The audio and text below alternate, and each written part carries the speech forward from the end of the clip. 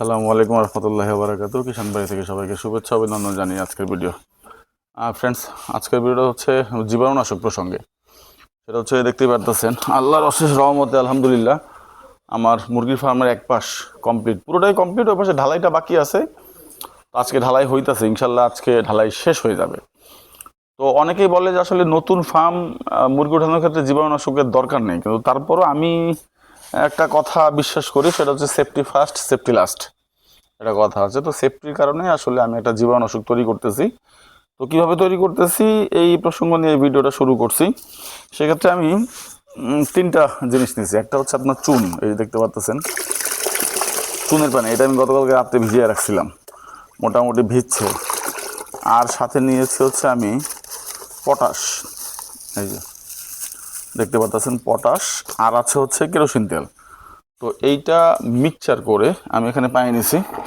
যেহেতু আসলে চুন কিন্তু একেবারে আপনি যতই 2 দিন 4 দিন 5 দিন 7 দিন যতই গোলান না কেন, চুন একেবারে গুলবে না। হ্যাঁ, চুন একেবারে মানে লেভেল হবে না, দানাদার থেকে যায়। তো এই কারণে একটা পর্দা দিয়ে এখানে আমি অল্প একটু পানি নিয়ে নিছি। ওই পানির সাথে আমি অল্প কিছু চুন, এই যে এতটুকুই চুন মিলাবো। সাথে হচ্ছে আপনার সামান্য কেরোসিন, খুব বেশির দরকার নেই, এরকম যাতে আমার পুরোটা হয়। আসলে এই ক্ষেত্রে পরিমাপের কোনো ব্যাপার নেই আমার মতে। আসলে যে আমার কতটুকু ফার্ম, কতটুকু দিতে হবে, কি আসয় বিষয়, ওরকম পরিমাপের আমার মনে হয় না যে খুব একটা প্রয়োজন আছে। তবে আপনি যখন মেলাবেন, আপনি তখন নিজে আন্দাজ করতে পারবেন যে আসলে ঠিক কতটুকু দেয়া উচিত। তো এই তিনটা মিশ্রণ একসাথে করলাম।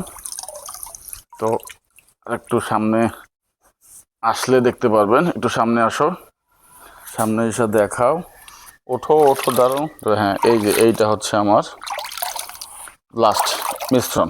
এখন এটা একেবারেই ক্লিয়ার। তো এইভাবে অনেকে প্রশ্ন করতে পারেন যে ছাকার কারণ কি। ছাকার কারণ হচ্ছে ভাই, এই যে এইটার এই ফুকাগুলো কিন্তু খুব ছোট ছোট। এখন একদম যদি আপনার ক্লিয়ার পানি না হয়, তাহলে কিন্তু এখান দিয়ে পানিটা পড়বে না।